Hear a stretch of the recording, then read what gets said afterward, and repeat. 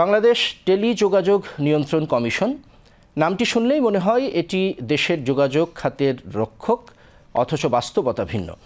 বিগত ১৫ বছর এখানে চলেছে গোপন দলীয় নিয়োগ, ক্ষমতার অবৈধ প্রভাব আর গভীর ষড়যন্ত্র, যাদের হস্তক্ষেপে জুলাই আন্দোলনে হয়েছিল ডিজিটাল শাটডাউন।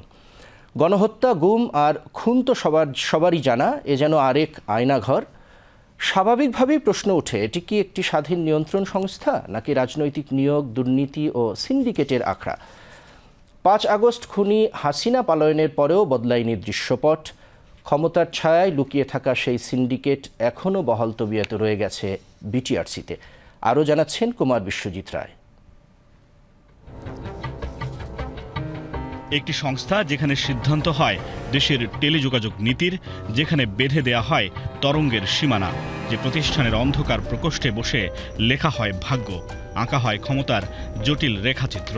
কিন্তু প্রশ্ন হচ্ছে, আদতে এর নিয়ন্ত্রণ কার হাতে? আজ আমরা তুলে ধরব সেই অজানা সত্য, যা লুকিয়ে রাখা হয়েছিল পর্দার আড়ালে। ফ্যাসিবাদের দোসরদের দুর্নীতি ও অনিয়মের আখড়ায় পরিণত হয়েছে নিয়ন্ত্রণ সংস্থা বিটিআরসি। বিগত ১৫ বছরে এই সংস্থায় দুর্নীতি ও অনিয়মের মহোৎসব চলেছে। অনুসন্ধানে এমনই কিছু নিয়োগ সংক্রান্ত দুর্নীতির তথ্য প্রমাণ এসেছে বিটিভি নিউজের হাতে। এতে তৎকালীন মন্ত্রী, এমপি, সংসদ সদস্য সহ প্রভাবশালীদের সরাসরি হস্তক্ষেপ ছিল পতিত শেখ হাসিনার কন্যা পুতুলেরও। বৈষম্য বিরোধী ছাত্র আন্দোলনে ডিজিটাল ক্র্যাকডাউন করে হত্যাযজ্ঞে এই সংস্থারই ভূমিকা ছিল প্রধান, যেখানে এখনও বহাল তবিয়তে রয়েছেন ফ্যাসিবাদের দোসররা। বিটিআরসিতে রাজনৈতিক নিয়োগের বিষয়টি বিশ্লেষণ করলে স্পষ্ট হয় কিভাবে একটি সরকারি সংস্থাকে পরিকল্পিতভাবে নিজেদের দখলে নেওয়া হয়েছে। মাহরিন আহসান, যিনি একসময় ছিলেন সহকারী পরিচালক, এখন স্পেকট্রাম বিভাগের দায়িত্বে। তার নিয়োগের আড়ালে সাবেক সংসদ সদস্য খালিদ মাহমুদ চৌধুরীর ছায়া। তহিদুন নাহার, প্রশাসনের সহকারী পরিচালক থেকে আজ সিস্টেম অ্যান্ড সার্ভিসের উপপরিচালক। পলাতক হাসিনার শক্তিশালী নিরাপত্তা উপদেষ্টা তারিক আহমেদ সিদ্দিকীর সুপারিশ তার পেছনে। MA তালেব হোসেন, যিনি একসময় ছিলেন পরিচালক আইন ও লাইসেন্সিং, পরে কাজ করেন এনফোর্সমেন্ট ও পরিদর্শনে, আর বর্তমানে পরিচালক হিসেবে আছেন প্রশাসনে। তিনি HT ইমামের আপন ভাতিজা। সামিরা তাবাসসুম, একদিন যিনি ছিলেন তরঙ্গ নিয়ন্ত্রণে, আজ অর্থ বিভাগের দায়িত্বে। যদিও তিনি এখন স্টাডি লিভে, কিন্তু তার নিয়োগপত্রে সুপারিশ ছিল হাসিনার মেয়ে পুতুলের। SM গোলাম সারওয়ার, লিগাল থেকে ইঞ্জিনিয়ারিং অ্যান্ড অপারেশনসে উত্তরণ। তার নিয়োগের গোপন ফাইল এসেছে সুধা সদনের বিশেষ অনুরোধে। তবে এখানেই শেষ নয়। শারমিন কিবরিয়া, কাজী রাফসান ইয়াজদানি, কাজী মাহমুদুর রহমান, একের পর এক নাম, যে সিন্ডিকেট পদচিহ্ন রেখে গেছে বিটিআরসিতে। কিন্তু আজ তারা অন্যত্র। তাদের নিয়োগের পেছনে কারা ছিল, কি ছিল উদ্দেশ্য, সেটাই বড় প্রশ্ন। এইরকম কোনো সুনির্দিষ্ট অভিযোগ আমার কাছে আসলে আসেনি। বাট আপনি যখন বললেন আমি হয়তো খুঁজে দেখতে পারি, বাট সুনির্দিষ্ট কোনো অভিযোগ হলে নিশ্চয়ই আমরা করতে পারবো, এটা ডিল করতে পারবো। আমাকে দেখতে হবে কেস টু কেস বেসিসে যে সত্যি এরকম ঘটেছে কিনা। যদি এরকম ঘটে থাকে নিশ্চয়ই এর ব্যাপারে ব্যবস্থা নিব আমরা।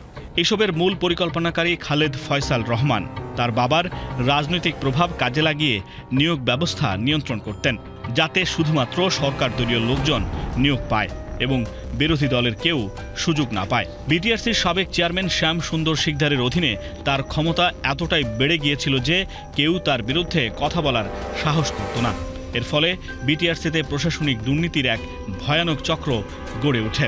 এতেই স্পষ্ট যে গত 15 বছর ধরে বিটিআরসির প্রশাসন দলীয় নিয়োগপ্রাপ্তদের হাতে ছিল, যারা রাজনৈতিক প্রভাব খাটিয়ে প্রতিষ্ঠানটি নিয়ন্ত্রণ করতেন। ফয়সালের ঘনিষ্ঠ সহযোগী তহিদুন নাহার প্রশাসনিক কার্যক্রম পরিচালনা করলেও সব সিদ্ধান্ত আসত উপর থেকে।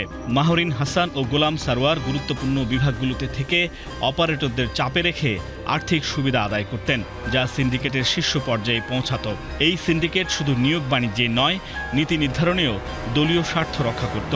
গোলাম সারওয়ার সরকার বিরোধী ব্যবসায়ীদের বিপদে ফেলে আর্থিক লেনদেনের মাধ্যমে সমস্যা সমাধান করতেন। যারা সুপারিশ করেছেন, যারা নিয়োগে ভূমিকা পালন করেছেন, তাদের যেরকম দায়, যারা নিযুক্ত হয়েছেন, যারা কর্মরত রয়েছেন, তাদের কিন্তু দায় এড়াবার সুযোগ নেই। অন্তর্বর্তী সরকারের তদন্তে উঠে এসেছে, জুলাই গণ অভ্যুত্থানে ইন্টারনেট বন্ধের নির্দেশ দিয়েছিলেন বিটিআরসির সাবেক চেয়ারম্যান মহিউদ্দিন আহমেদ ও NTMCর সাবেক মহাপরিচালক মেজর জিয়াউল আহসান এবং তৎকালীন প্রতিমন্ত্রী জুনায়েদ আহমেদ পলক।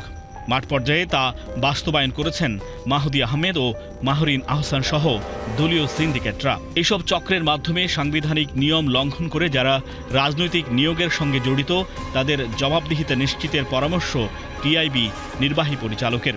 শুধুমাত্র কর্মকর্তা বা কর্মচারী হিসেবে নিযুক্ত আছে সেই অপরাধে কিন্তু সেই অভিযোগে কিন্তু তাদেরকে অপরাধী বলা যাবে না।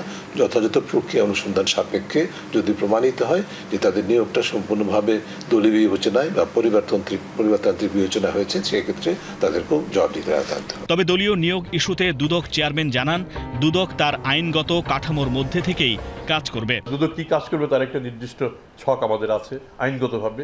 আমরা সেই আইনের মধ্যে যতটুকু কভার করবে আমরা সবটাই করব। এসব সিন্ডিকেটের বিরুদ্ধে ইতোমধ্যে কাজ শুরু হয়েছে বলে জানান অন্তর্বর্তী সরকারের কর্তা ব্যক্তিরা।